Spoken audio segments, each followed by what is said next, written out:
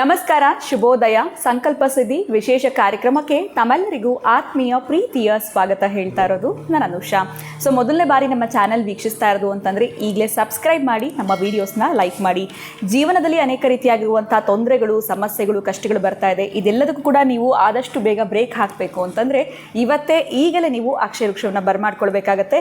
ನಿಮ್ಮ ಎಲ್ಲ ಒಂದು ಸಮಸ್ಯೆಗಳಿಂದ ನೀವು ಆದಷ್ಟು ಬೇಗ ಹೊರಗಡೆ ಬರಬಹುದು. ಇನ್ನು ಪ್ರತಿನಿತ್ಯ ಕೂಡ ನಮಗೆ ಕಾರ್ಯಕ್ರಮದಲ್ಲಿ ಅನೇಕ ಮಾಹಿತಿಗಳನ್ನ ನೀಡೋದಕ್ಕೆ, ಅನೇಕ ವಿಚಾರಗಳಿಗೆ ನಿಮಗೆ ರೆಮಿಡೀಸ್ನ ತಿಳಿಸ್ಕೊಡೋದಕ್ಕೆ ಸ್ಪಿರಿಚುವಲ್ ಗುರು ಡಾಕ್ಟರ್ ವಿಷ್ಣುದತ್ತ ಗುರುಜಿಯವರಿದ್ದಾರೆ. ಗುರುಗಳನ್ನ ಇವತ್ತಿನ ಕಾರ್ಯಕ್ರಮಕ್ಕೆ ಬರ್ಮಾಡ್ಕೊಳ್ಳೋಣ. ನಮಸ್ತೆ ಗುರುಗಳೇ, ಶುಭೋದಯ. ಕಾರ್ಯಕ್ರಮಕ್ಕೆ ಭಕ್ತಿಯ ಸ್ವಾಗತ. ಗುರುಗಳೇ, ಇವತ್ತಿನ ಪ್ರಶ್ನೆ ನನಗೆ ಕೇಳಬೇಕಾ ಬೇಡವಾ ಅಂತ ಗೊತ್ತಾಗ್ತಾ ಇಲ್ಲ. ದಿಢೀರಂತ ಬಂದ್ಬಿಡ್ತು ಸ್ಪಾಟಲ್ಲಿ ಅಂತಲೇ ಹೇಳ್ಬೋದು. ಈಗ ಆಲ್ರೆಡಿ ಆಗೋಗಿರೋಂಥ ವಿಚಾರ ಇದು. ಈಗ ಕೇಳ್ತಾ ಇದೆಯಾ ಅಂತ ನಿಮಗೆ ಪ್ರಶ್ನೆ ಮೂಡುತ್ತೆ. ನಾನು ಕೇಳುವಂಥ ಪ್ರಶ್ನೆ ಹೇಗೆ ಕೇಳಬೇಕು ಅಂತಲೂ ನನಗೆ ಗೊತ್ತಾಗ್ತಿಲ್ಲ. ಆದರೂ ನಿಮ್ಮ ಮುಂದೆ ಇಟ್ಟರೆ ನೀವು ಉತ್ತರ ಕೊಡ್ತೀರಾ ಅಂತ ನನಗೆ ಗೊತ್ತು. ಈಗ ಆಗಿದ್ದಂಥ ಎಲೆಕ್ಷನಲ್ಲಿ ನೀವು ಪ್ರಿಡಿಕ್ಟ್ ಮಾಡಿದವರು ಯಾರಾದರೂ ಗೆದ್ದಿದ್ದಾರಾ? ಬಿಕಾಸ್ ನೀವು ಸಾಕಷ್ಟು ನಿಮ್ಮ ಸರ್ಕಲ್ ಯಾವ ಥರ ಇದೆ ಅಂತ ನಮಗೆ ಗೊತ್ತು, ನಾವು ನೋಡ್ತಾ ಇರೋದ್ರಿಂದ. ನೀವೆಲ್ಲೂ ಶೈನ್ ಆಗೋದಕ್ಕೆ ಹೋಗೋದಿಲ್ಲ. ಬಿಕಾಸ್ ಬಿಗ್ ಕಾಂಟ್ಯಾಕ್ಟ್ಸೇ ಇದೆ ತಮಗೆ ಅನ್ನೋದು ಗೊತ್ತಿರೋವಂಥ ವಿಚಾರನೇ ಅಂತ ಹೇಳ್ಬೋದು. ತುಂಬ ಜನಕ್ಕೆ ಪ್ರಿಡಿಕ್ಷನ್ಸ್ನ ಕೊಟ್ಟಿದ್ದೀರಾ. ಇವತ್ತಿನ ಪ್ರಶ್ನೆ ತುಂಬ ಹಳೆ ವಿಚಾರ ಆದ್ರೂ ನೀವು ಪ್ರಿಡಿಕ್ಟ್ ಮಾಡಿರುವಂಥವ್ರು ಯಾರಾದರೂ ಗೆದ್ದಿದ್ದಾರಾ? ಏನು ಹೇಳ್ತೀರಾ ಗುರುಗಳೇ? ಓಂ ವಿಶ್ವಸ್ಮೈ ನಮಃ. ಪ್ರೀತಿಯ ಬಂಧುಗಳೇ, ಹೀಗೂ ಇರ್ತವೆ ಪ್ರಶ್ನೆಗಳು, ಹೀಗೂ ಉಂಟೆ ಅಂತ ನೀವು ತಗೊಳ್ಬೇಕಾಗತ್ತೆ. ಪ್ರಮುಖವಾಗಿ ಬಹುಶಃ ಇದು ನಡೆದು ಹೋಗಿದೆ, ಆದರೂ ನೀವು ಜ್ಞಾಪಕ ಮಾಡಿದಿರಿ.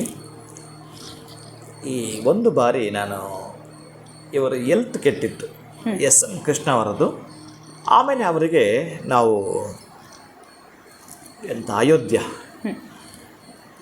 ಕಾಶಿ ಅಲ್ಲಿಗೆ ಹೋದಾಗ ಆ ಒಂದು ಗಂಗೆ ಪ್ಲಸ್ ಆ ಸರಯೂ ನದಿಯ ನೀರನ್ನು ನನಗೆ ಕೊಡಿ ಗುರುಗಳ ಪ್ರಸಾದವಾಗಿ ಕೊಡಿ ಅಂತ ಕೇಳಿದ್ರು. ನಾನು ಹೋಗಿದ್ದೆ, ತಗೊಂಡು ಹೋಗಿದ್ದೆ. ಬೇಕಾದರೆ ಅದೆಲ್ಲ ಕೂಡ ನಾವೆಲ್ಲೂ ಕೂಡ ಆ ಥರದ್ದು ವಿಡಿಯೋ ಆಗಲಿ ಫೋಟೋ ಆಗಲಿ ಯಾವತ್ತೂ ನಾನು ಮಾಡಲ್ಲ ಅದನ್ನು. ಹೌದು, ಹಂಗೂ ನಮ್ಮ ಹುಡುಗರು ಬಂದವರು ಸುಮ್ಮನೆ ಇರಲ್ಲ, ಅವ್ರು ನಿಂತ್ಕೊಳ್ಳೋಕ್ಕೋ ಮತ್ತೊಂದಕ್ಕೂ ಮಾಡ್ಕೊಳ್ತಾರೆ. ಆ ತರಹದ ಕೆಲವನಿಗೆ ಆ ಫುಟೇಜಸ್ ಸಿಗ್ಬೋದು. ಏನು ಅಂತಂದರೆ, ಅವರನ್ನೇ ಹೋಗಿ ಕೇಳಿದರೆ, ಇದು ನನ್ನ ಮಾಧ್ಯಮ ಕೇಳೋದು, ಅವರನ್ನೇ ಹೋಗಿ ಕೇಳಿದ್ರೆ, ಎಸ್ ಗುರುಗಳು ನಿಮ್ಮ ಮನೆಗೆ ಬಂದಿದ್ದೀರಾ, ಎಸ್.ಎಂ. ಕೃಷ್ಣ ಅವ್ರನ್ನ ಕೇಳಬೇಕು. ಎಸ್.ಎಂ. ಕೃಷ್ಣ ಅವ್ರನ್ನ ಕೇಳಿದಾಗ ಏನು ಹೇಳ್ತಾರೆ ಅದು ಸತ್ಯ ಬೇಕು. ಸತ್ಯಂ ವದ ಧರ್ಮಾಂಚರ ಅಂದರೆ ಹಾಗೇನೆ. ಆಮೇಲೆ ಈ ಮಾಧ್ಯಮಗಳೆಲ್ಲರೂ ಮಾತಾಡಿಸ್ತಿರ್ತೇವೆ. ಡಿ.ಕೆ. ಶಿವರನ್ನ ಕೇಳಬೇಕು, ಈ ಗುರುಗಳು ನಿಮ್ಮ ಮನೆಗೆ ಬಂದಿದ್ರಾ, ನಿಮಗೆ ಈ ತರಹದ್ದು ದೀಪಶಾಸ್ತ್ರ ಮಾಡುವಾಗ ನಿಮ್ಮ ಹತ್ರ ಆ ಚೀಟಿ 3 ತಿಂಗಳ ಮೊದಲೇ ಎಲೆಕ್ಷನ್ ನಿಮ್ಗೆ ಇಷ್ಟು ಮಾರ್ಕ್ಸ್ ಬರುತ್ತೆ ಅಂತ ಚೀಟಿ ಕೊಟ್ಟಿದ್ರು, ಅದು ನಿಮ್ಮ ಜೇಬಲ್ಲಿ ಇಟ್ಕೊಂಡಂದರೆ ಹೌದಾ ಅಂತ ಅವ್ರನ್ನೇ ಕೇಳಬೇಕು. ಅವರೇನಾದರೂ ಇಲ್ಲ ಅಂತ ಹೇಳಿದರೆ ಬಹುಶಃ ನಾನು ಮತ್ತೆ ನಿಮ್ಮ ಈ ಕ್ಯಾಮ್ರಾ ಬಂದು ಬರಲ್ಲ. ಯಾಕೆ ಬರಲ್ಲ ಅಂತಂದರೆ, ನನ್ನ ಮುಂದೆ ಒಂದು ಗೌಪ್ಯವಾಗಿ ಅವರ ಕೋಣೆಯಲ್ಲೋ ನನ್ನ ಕೋಣೆಯಲ್ಲಿ ನಡೆಯುವಂಥದ್ದು. ಹೌದು, ಅವರಿಗೆ ಸಂಬಂಧಪಟ್ಟದ್ದು. ಒಬ್ಬ ಕಾಯಿಲೆ ಇರೋಂಥ ಪೇಷಂಟ್ಗೆ ಆಪರೇಷನ್ ಮಾಡಬೇಕಾದ್ರೆ ಎಲ್ಲಿ ಮಾಡೋದು? ಆಪರೇಷನ್ ಥಿಯೇಟರ್ ಒಳಗಡೆ ಅಲ್ವಾ? ಹಾಗೇನೆ ಅವರು ಪ್ರಶ್ನೆ ಮಾಡಿದಾಗ ಎಸ್.ಎಂ. ಕೃಷ್ಣ ಅವರು ನನ್ನೊಂದು ಪ್ರಶ್ನೆ ಮಾಡ್ತಾರೆ, ಸ್ವಾಮೀಜಿ ಈ ಪೂಜೆದು ಮತ್ತೊಂದೆಲ್ಲ ಆದಮೇಲೆ ಈ MP ಎಲೆಕ್ಷನ್ ಇರುತ್ತೆ, ನನಗೆ ಗೊತ್ತಿಲ್ಲ ಬಹುಶಃ ಇವರು ಈಗ ಕೇಳ್ತಾರೆ ಅಂತ. ನಾನು ಹೋಗಿದ್ದು ಆರೋಗ್ಯದ ವಿಚಾರಕ್ಕಾಗಿ ಮಾತ್ರ. ಆದರೆ ಅವ್ರು ನನ್ನ ಪ್ರಶ್ನೆ ಮಾಡೋದು, ಸ್ವಾಮೀಜಿ ಈ ಬೆಂಗಳೂರು ಸೌತ್ ಏನಾಗ್ಬೋದು ಅಂತ ಕೇಳಿದ್ರು. ವ್ಯಕ್ತಿ ಬಗ್ಗೆ ಏನು ಕೇಳಿಲ್ಲ ಅವರು, ಬೆಂಗಳೂರು ಸೌತ್ ಏನಾಗ್ಬೋದು ಅಂತ ಕೇಳಿದ್ರು. ನಾನು ಹಾಗೆ ನಗುತ್ತಾ ಅವ್ರ ಜೊತೆ, ನೀವೀಗ ಅವರಿಗೆ ಸಂಬಂಧ ಬೇರೆ ಬೆಳೆಸಿದಿರಿ, ನಿಮ್ಮ ಮೊಮ್ಮಗಳನ್ನ ಅವರಿಗೆ ಕೊಟ್ಟಿದ್ದೀರಿ, ಅದಕ್ಕಾಗಿ ಕೇಳ್ತಾ ಇದ್ದಾರೆ ಅಂತ. ಅವ್ರ ಮನೆಯವರು ಇದ್ದರು, ಪ್ರೇಮ ಕೃಷ್ಣ ಅವರು ಕೂಡ ಪಕ್ಕದಲ್ಲಿ ಕೂತಿ ಸ್ವಲ್ಪ ನಗುತ್ತಾ ಹಾಗೆ ಮಾತಾಡ್ತಾ ನಾನು ಕೌಂಟ್ ಮಾಡಿದೆ. ಹಾಗೆ ಕೌಂಟ್ ಮಾಡ್ತಾ ಈ ಗೆಲುವು ಸೋಲು 2 ಕುರ್ಚಿಗಳ ಮಧ್ಯೆ ಇಬ್ಬರು ಹತ್ರ ಬರ್ತಾರೆ. ಒಂದಷ್ಟು ಇದೇ ಪದಗಳಿದ್ದಾವೆ ವಿತ್ ರೆಕಾರ್ಡ್ ತೆಗೆದು ನೋಡಿದ್ರು ಕೂಡ ಇರುತ್ತೆ, ಮನೇಲಿ ಕ್ಯಾಮರಾ ಇರುತ್ತೆ. ಒಂದಷ್ಟು ಗೆಲುವು ಅನ್ನೋ ಪಟ್ಟದ ಜೊತೆಗೆ ಒಳ್ಳೆ ಮಾರ್ಕ್ಸ್ ಅಂತ ಕೊಡೋದಿದ್ದರೆ ಈ ಸಲ ಮಂಜುನಾಥಕ್ಕೆ ಜನ ಕೊಡ್ತಾರೆ ಅಂತಂದೆ ನಾನು. ಇಷ್ಟೇ, ಮಂಜುನಾಥಕ್ಕೆ ಕೊಡ್ತಾರೆ, ಗೆಲುವು ಅನ್ನೋದನ್ನು ಕೊಟ್ಟು ಒಳ್ಳೆ ಮಾರ್ಕ್ಸನ್ನು ಜನ ಕೊಡ್ತಾರೆ. ಇಷ್ಟು ಹೇಳಿದ್ದೀನಿ, ಇಷ್ಟು ಹೇಳಬೇಕು. ಆದರೆ ಇಷ್ಟನ್ನು ಹೇಳಿದ್ದಾದಮೇಲೆ ಅವ್ರು ಸೋತರೆ ನನ್ನ ವಿದ್ವತ್ತಾಗಿರ್ಬೋದು, ನನ್ನ ಅನುಷ್ಠಾನ ಆಗಿರ್ಬೋದು ಅಲ್ಲಿ ಫೇಲ್ ಆದಂಗೆ ಅಂತ ಜನ ಅಂದ್ಕೊಳ್ತಾರೆ. ಆದರೆ ನಮ್ಮ ತೀರ್ಮಾನ ಭಗವಂತನದಲ್ಲ. ನನ್ನ ಬಾಯಿಂದ ಆಡಿಸ್ತಾನಂತಂದರೆ ಅಷ್ಟೇ ಲೆಕ್ಕ, ಅಷ್ಟೇ ಕೌಂಟ್ ಇರ್ತಕ್ಕಂತಹದ್ದು, ಬಹಳ ಪ್ರಮುಖವಾಗಿರ್ತಕ್ಕಂಥದ್ದು. ಆವಾಗ ಎಸ್.ಎಂ. ಕೃಷ್ಣ ಅವ್ರು ಏನಂದ್ರು ಅಂದರೆ, ಸ್ವಾಮಿ ನಾನು ನೋಡ್ತಾ ಇದ್ದೀನಿ ಈ ಜನರ ಒಪಿನಿಯನ್ ಕೂಡ ಅದೇ ಇದೆ ಅಂತ ಅವರು ಕೂಡ ಅಂದಿದ್ದಾರೆ. ಇದು ನನ್ನ ಬಳಿ ಬಂದಿರತಕ್ಕಂಥದ್ದು ಇಷ್ಟೇ. ಆಮೇಲೆ ನಾನು ರೆಮಿಡಿ ಮತ್ತೊಂದಲ್ಲ, ಇದರಲ್ಲೆಲ್ಲೂ ಇಲ್ಲ, ಇಷ್ಟು ಮಾತ್ರ ಮಾತಾಡಿರ್ತಕ್ಕಂಥದ್ದು. ಆದರೆ ಸ್ವಲ್ಪ ಅವರಿಗೆ ನೋವು ಪೇನ್ ಒಳಗಡೆ ಆಯ್ತೇನೋ ನಂಗೆ ಗೊತ್ತಿಲ್ಲ, ನ್ಯಾಚುರಲಿ ಆಗಿರುತ್ತೆ ಮೋಸ್ಟ್ಲಿ ನಂಗೆ ಗೊತ್ತಿಲ್ಲ. ನಾನು ಇದ್ದು ಹೇಳಿಬಿಟ್ಟೆ, ಪಕ್ಷಪಾತವಿಲ್ಲದೆ ನಿಮ್ಮ ಕರೆ ಬಂದಿದ್ದೇನೆ ಅಂತ ನೀವು ಗೆಲ್ತೀರಿ ಅಂತ ಹೇಳಲ್ಲ. ಆ ಥರದ ಮಾತುಗಳು ಏನು ಇರುತ್ತೋ ವಾಸ್ತವ ನನ್ನ ಬಾಯಿಂದ ಬಂತು ಅದನ್ನು ಹೇಳಿದ್ದೀನಿ. ಗೆಲುವು ಅನ್ನೋ ಪಟ್ಟವನ್ನು ಚೇರ್ ಮೇಲೆ ಕೂರಿಸೋದಾದರೆ ಈ ಸಲ ಮಂಜುನಾಥ್ಗೆ ಆ ಪಟ್ಟ ಇರುತ್ತೆ ಅಂತ ಇಷ್ಟೇ ಹೇಳಿದ್ದೀನಿ. ಅವ್ರ ಮುಖದಲ್ಲಿ ಸ್ವಲ್ಪ ಆ ಥರದ್ದೇನು ಮತ್ತೆ ನನಗೇನು ಕಾಣಲಿಲ್ಲ. ಇಲ್ಲ ಈ ಸಲ ಜನ ಅದು ಕೂಡ ಹಾಗೇ ಇದೆ, ಒಪಿನಿಯನ್ ಇದೆ ಅಂತ ಅವರು ಒಂದು ಸಲ ಅಂದರು. ಆಮೇಲೆ ಹಾಗೂ ಈಗೋ ಡೈವರ್ಟ್ ಆದರು. ಮತ್ತು ಅವ್ರ ಏಜ್ ಬಗ್ಗೆ, ಅವರ ಹೆಲ್ತ್ ಬಗ್ಗೆ ಎಲ್ಲ ಹೇಳಿದರು.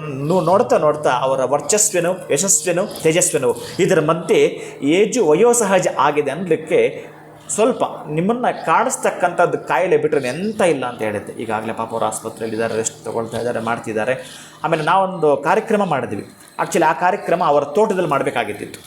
ಈ ಬನಶಂಕರಲ್ಲಿ ಕಲ್ಯಾಣೋತ್ಸವ ಮಾಡೋದಲ್ಲ, ಅಲ್ಲಿ ಆ್ಯಕ್ಚುಲಿ ಅವ್ರ ತೋಟದಲ್ಲಿ ಮಾಡಬೇಕಾಗಿದ್ದಿತ್ತು. ಬಟ್ ಇದು ಕಾರಣಾಂತರದಿಂದ ನಾವಿಲ್ಲಿ ಅವತ್ತು ಆ ಕೋಡ್ ಆಫ್ ಕಂಡಕ್ಟಿಂಗ್ ಇದ್ದದ್ದಕ್ಕೆ ನಾವು ಸ್ವಲ್ಪ ಸಿಂಪಲಾಗಿ ಇಲ್ಲೇ ಮಾಡಿ ಮುಗಿಸ್ಬೇಕಾಯ್ತು. ಇನ್ನು ಇದೇ ಥರದ್ದೇ ಯಾರೋ ಒಬ್ಬರು ಜಗನ್ ಫ್ಯಾನ್ಸ್, ಅವರು ಜಗನ್ಗೆ ತುಂಬ ಹತ್ತಿರದವರು, ಅವರ ಆತ್ಮೀಯ, ಅವ್ರು ಯಾವಾಗಲೂ ಜಗನ್ ಇದ್ದರೆ ಅವ್ರ ಜೊತೆಗೆ ಆತ ಇರ್ತಾನೆ. ಅವರ ರಿಲೇಷನ್ನು US ಅಲ್ಲಿದ್ದಾರೆ. ಅವರನ್ನು ಪ್ರಶ್ನೆ ಮಾಡಿದ್ರು, ಸ್ವಾಮಿ ಜಗನ್ ಈ ಸಲ ಏನು, ಅವ್ರು ತೆಲುಗಲ್ಲಿ ಕೇಳಿದ್ರು, ಜಗನ್ ಏನು ಸ್ವಾಮಿ ಈ ಸಾರಿ ಗೆಲ್ಲಿಸ್ತಾಡ ಅಂತ ಕೇಳಿದ್ರು. ಒಂದೇ ಮಾತು ಅಷ್ಟೇ. ಅವ್ರು ಕೇಳ್ತಿದ್ದಂಗೆ ಸ್ವಲ್ಪ ಅದಕ್ಕೆ ಸಂಬಂಧಪಟ್ಟ ನಾನು ಸ್ವಂತ ಪ್ರೊಡಕ್ಷನ್ ಮಾಡಿದ್ದೆ. ನಾನು ನೋಡ್ತಾ ಯೋಚನೆ ಮಾಡ್ತಾ ಅವ್ರು ಕೇಳಿದಾಗ ಕೂಡ ಹಾಗೆ ಬಂತು. ಆಮೇಲೆ ನಾನು ಆ ಓರ ತೆಗೆದು ನೋಡ್ತೀನಿ, ನಾನು ಕೊಟ್ಟ ಮಾತು ಕರೆಕ್ಟ್ ಇದೆಯಾ ಅಂತ ಚೆಕ್ ಮಾಡ್ಕೊಳ್ತೀನಿ. ಅಮ್ಮ ಬಚಾವಾದೆ ನಾನು. ಹೇಗಂತಂದ್ರೆ ನನ್ನ ಬಾಯಿಂದ ಹಾಡಿಸ್ತೀಯ, ಅದು ಸತ್ಯವೇ ಇರಲಿ ಅಂತಕ್ಕಂಥದ್ದು. ಲೇದಂಡಿ ಜಗನ್ ಮಳ್ಳಿ మీరు జగన్ పేరు తీరు ಅಂತ ಏನಕ್ಕೆ వెళ్ళిపోతారు ಅಂತಂದೆ. ಓ ಅವನ ಸ್ವಾಮಿ, ಓ ಗಾಡ್ ಅಂತ ಅವ್ರಿಗೆ ಸ್ವಲ್ಪ ಅವ್ರು ಗೆಲ್ತಾರೆ ಅಂತ ನಾನು ಸ್ವಲ್ಪ ಜೋಶಲ್ಲಿ ಹೇಳಿದ್ದೆ, ಆ ಸಂದರ್ಭ ಖುಷಿ ಪಡ್ಬೋದು ಅವರು. ಆದರೆ ನಾನು ಫೇಲ್ ಆಗ್ತೀನಿ ಖಂಡಿತ.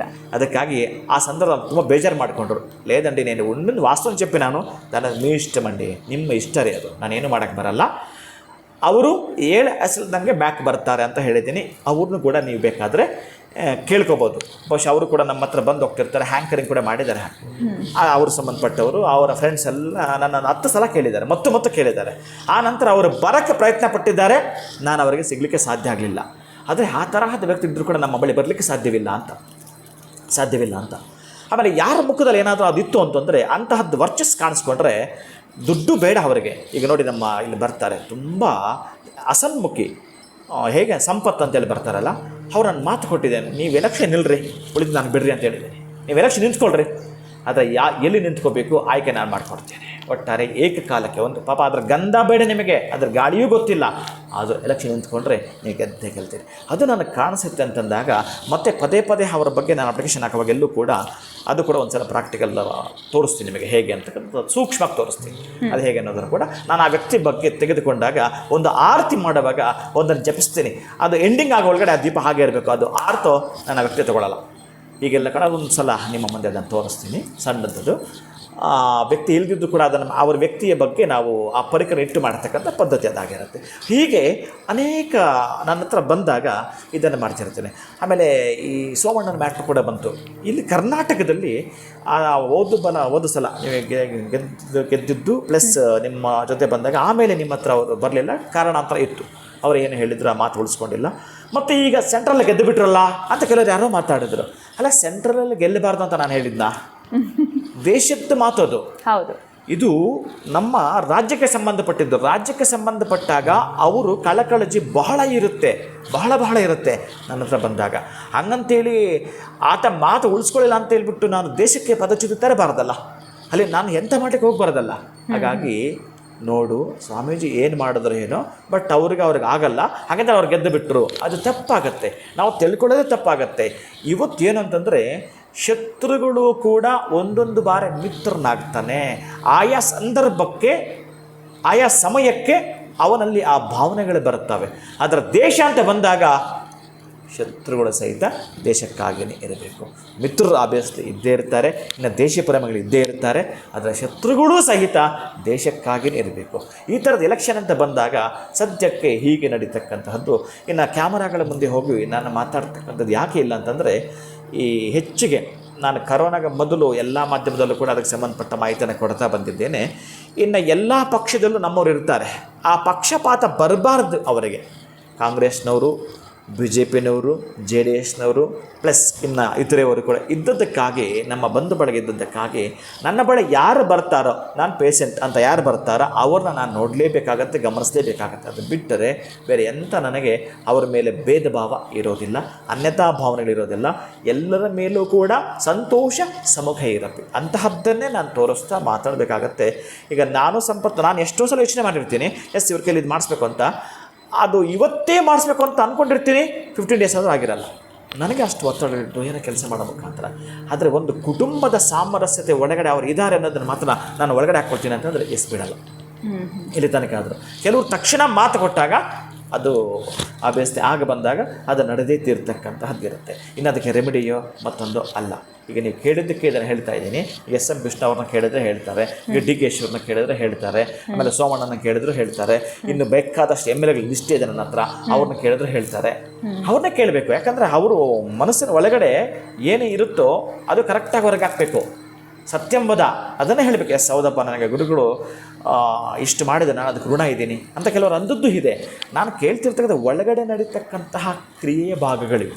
ಖಂಡಿತ. ಸೊ ನೀವು ಕೊಟ್ಟಿರುವಂಥ ಪ್ರಿಡಿಕ್ಷನ್ ಅವ್ರಿಗೆ ಗೊತ್ತಿರುತ್ತೆ, ಅವ್ರ ಬಾಯಿಂದ ಕೇಳಿದ್ರೆ ಅದಕ್ಕೊಂದು ಕ್ಲಾರಿಟಿ ಅನ್ನೋಂಥದ್ದು ಸಿಗುತ್ತೆ. ಮಾಧ್ಯಮದವರು ಅಂತ ಹೋದರೆ ಅವ್ರನ್ನ ಕೇಳಬೇಕು. ಈಗ ನಾನು ಏನೇನು ಹೇಳ್ಕೊಳ್ಳೋದು ಕರೆಕ್ಟ್ ಅಲ್ಲ ಅನ್ನೋದೊಂದೇ, ಇಷ್ಟೆಲ್ಲ ಮಾತಾಡೋದು ತಪ್ಪಾಗುತ್ತೆ, ನಾನು ಮಾತಾಡೋದು ತಪ್ಪಾಗುತ್ತೆ. ಅವ್ರನ್ನೇ ಕೇಳಿದಾಗ ಹೌದು ಗುರುಗಳು ಈ ಮಾತಂದಿದ್ರು, ಅವ್ರು ಗೆಲ್ತಾರೆ.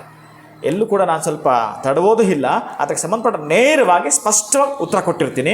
ಆವಾಗ ನನ್ನ ಬಾಯಿಂದ ಆ ಸಿದ್ಧಿ ಹೇಳಿಸ್ಬೇಕಂದ್ರೆ ಆ ಹೋರಾಟ ಕೂಡ ಚೆಕ್ ಮಾಡ್ತೇನೆ. ಅಮ್ಮ ಇಲ್ಲ ನಾನು ಬಚಾವಾದರೆ ನಾನು ಅದರ ಮೇಲೆ ಗಮನಿಸಿರ್ತೇನೆ, ಅದನ್ನು ನಂಬಿರ್ತೇನೆ ನಾನು, ಅದು ಕರೆಕ್ಟ್ ಇದೆಯಾ ಅಂತ ಕೂಡ ತುಂಬ ಪದೇ ಪದೇ ಚೆಕ್ ಮಾಡ್ಕೊಳ್ತಿರ್ತೀನಿ. ಅದು ನನ್ನ ಪರವಾಗಿರಬೇಕು. ಆ ವಿದ್ವತ್ತಾಗಿರ್ಬೋದು, ಆ ಸಿದ್ಧಿ ಆಗಿರಬಹುದು, ಪ್ರಾಮಾಣಿಕವಾಗಿ ನನ್ನ ಪರವಾಗಿರಬೇಕು. ನನ್ನ ಯಾರು ಪ್ರಶ್ನೆ ಮಾಡಿದ್ರು ಅವರು ಅಲ್ಲಿ ಅಭಿವೃದ್ಧಿಯ ಕಡೆನೇ ಬರಬೇಕಾಗತ್ತೆ. ಆಮೇಲೆ ನಮ್ಮ ಸುತ್ತಮುತ್ತ ಇರ್ತಕ್ಕಂಥ ಹುಡುಗರು ಸುಮ್ಮನೆ ಇರ್ತಾರಾ? ಈಗ ನಮ್ಮ ಶಿಷ್ಯರು, ಆಮೇಲೆ ಇಲ್ಲಿ ಬರ್ತಕ್ಕಂಥವ್ರು, ಈ ಹೋಮ ಹವನ ಮಾಡೋವಂಥವ್ರು, ಗುರುಗಳ ಸೆಂಟ್ರಲಲ್ಲಿ ಎಷ್ಟು ಬರುತ್ತೆ, ಎಲ್ಲರೂ ಕೂಡ 400, 450 ಹೀಗೆಲ್ಲ ಹೇಳ್ತಿದ್ದಾರೆ.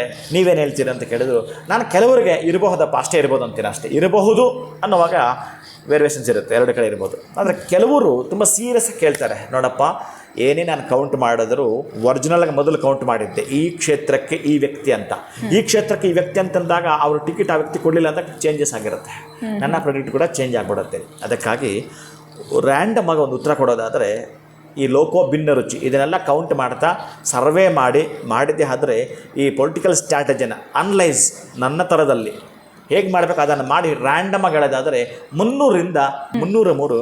ನಾನು ಯಾಕೆ 303 ಹೇಳ್ತಾ ಇದ್ದೇನೆ ಅಂತಂದರೆ, ಮತ್ತೆ ಯಾವುದೋ ಮಾಧ್ಯಮದಲ್ಲಿ ಬಂದ ಸ್ಕ್ರೀನ್ಶಾಟ್ ನಾನು ಕಳಿಸಿದ್ರು, ನಮ್ಮ ಹುಡುಗರು ಕಳಿಸಿದ್ರು. ಗುರು ನೀವು ಹೇಳಿದ್ರಿ 303 ಹೇಳಿದ್ರಿ, 2 ಹಿಂಗೋಗುತ್ತೋ 2 ಹಂಗೆ ಬರುತ್ತೋ, ಒಟ್ಟಾರೆಯಾಗಿ BJPಗೆ ಸಂಬಂಧಪಟ್ಟವರು ಅವರು ಇತರೆಯವರು ಸೇರೋದಾಗಿರಬಹುದು, ಎಲ್ಲವೂ ಕೂಡ ಸೇರಿ ಲೆಕ್ಕ ತಗೊಂಡು ನನಗೆ ಮತ್ತೆ ಕಳಿಸಿದ್ರು. ಅವರು 303 ಬರುತ್ತೆ ಅಂತ ನಮ್ಮ ಪುರೋಹಿತರು ಬರ್ತಾರೆ, ಮಧುಸೂದನ್ ಅಂತ. ಅವರು 280, 290 ಎಷ್ಟೋ ಬಂದಾಗ ಸ್ವಲ್ಪ ಬೇಸರ ಮಾಡ್ಕೊಂಡಿದ್ದ.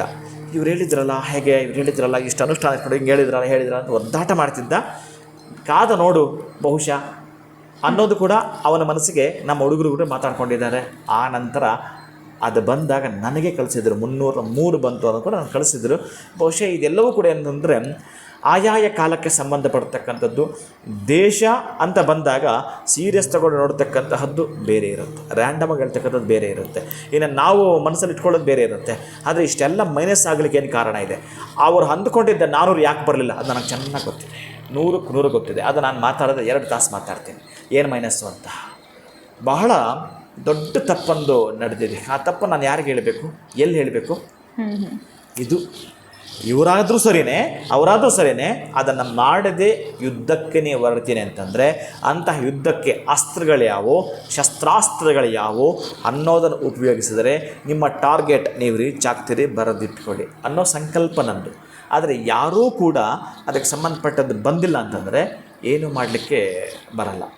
ಇನ್ನು ನಾವು ರ್ಯಾಂಡಮಾಗಿ ಯಾರೋ ಕೇಳ್ತಾರೆ, ಸಾಮಾನ್ಯ ಪ್ರಜೆಗಳಂತ ಕೇಳಿದಾಗ ಅವ್ರಿಗೊಂದು ಆಸೆ ಇರುತ್ತೆ, ಕುತೂಹಲ ಇರುತ್ತಲ್ಲ, ಅದರ ಪ್ರಕಾರವಾಗಿ ಅಷ್ಟೇ ನಾನು ಮಾತಾಡಬೇಕಾಗುತ್ತೆ. ಖಂಡಿತ ಗುರುಗಳೇ, ಎಲ್ಲೋ ಒಂದು ಕಡೆ ಪ್ರಾರಂಭದಲ್ಲಿ ಈ ಪ್ರಶ್ನೆ ನಿಮ್ಮ ಮುಂದೆ ಇಡಬೇಕಾದ್ರೆ ನನಗೆ ಭಯ ಆಗ್ತಾ ಇತ್ತು. ಬಿಕಾಸ್ ಯಾವತ್ತೂ ಅವ್ನು ಕೇಳೋಂಥ ಯಾವ ಪ್ರಶ್ನೆಗೂ ನೀವು ಇಲ್ಲ ಅಂತ ಹೇಳಿಲ್ಲ, ಅಷ್ಟೇ ಸಮಾಧಾನವಾಗಿ ಉತ್ತರ ಕೊಟ್ಟಿದ್ದೀರಾ. ಬಟ್ ಇವತ್ತು ಹೇಳಿದಂಥ ವಿಚಾರಗಳು ಕೂಡ ತುಂಬಾ ಚೆನ್ನಾಗಿತ್ತು. ಅದರಿಂದ ನಾವು ಅವ್ರ ಹತ್ರನೇ ಕೇಳಿದಾಗ ಕ್ಲಾರಿಟಿ ಅನ್ನೋಂಥದ್ದು ಸಿಗುತ್ತೆ ಅಂತ ಹೇಳಿದ್ರಿ. ಭಾಳನೇ ಖುಷಿ ಆಯಿತು. ಧನ್ಯವಾದಗಳು ಗುರುಗಳೇ, ತಮಗೆ ನಮಸ್ಕಾರ. ಹರೇ ಶ್ರೀನಿವಾಸ. ಇನ್ನು ಜೀವನದಲ್ಲಿ ಆಗ್ತಾ ಇರುವಂತಹ ಸಮಸ್ಯೆಗೆ, ತೊಂದರೆಗಳಿಗೆ ನಿಮಗೆ ಪರಿಹಾರ ಬೇಕು ಅಂತಂದರೆ ಅಕ್ಷಯ ವೃಕ್ಷವನ್ನು ನೀವು ಬರ್ಮಾಡಿಸ್ಕೊಳ್ಬೇಕಾಗತ್ತೆ. ಸ್ಕ್ರೀನ್ ಮೇಲೆ ಸಂಖ್ಯೆಗಳು ಬರ್ತಾ ಇದೆ, ಕರೆ ಮಾಡಿ ಇದ್ರ ಬಗ್ಗೆ ಹೆಚ್ಚಿನ ಮಾಹಿತಿನ ಪಡ್ಕೊಳ್ಳಿ ಅಂತ ಹೇಳ್ತಾ, ನವಶಕ್ತಿ ಪೀಠಂನ ಪ್ರತಿಯೊಂದು ಅಪ್ಡೇಟ್ಸ್ನ ತಿಳ್ಕೊಳ್ಬೇಕು ಅಂತಂದರೆ ಡಿಸ್ಕ್ರಿಪ್ಷನಲ್ಲಿ ಒಂದು ಲಿಂಕ್ ಬರ್ತಾ ಇದೆ, ಅದನ್ನು ಕ್ಲಿಕ್ ಮಾಡಿದ್ರೆ ನೀವು ವಾಟ್ಸಪ್ ಗ್ರೂಪ್ಗೆ ಜಾಯ್ನ್ ಆಗ್ಬೋದು ಅಂತ ಹೇಳ್ತಾ ಇವತ್ತಿನ ವಿಡಿಯೋನ ಮುಗಿಸುವಂಥ ಸಮಯ ಆಗಿದೆ. ನಮಸ್ಕಾರ.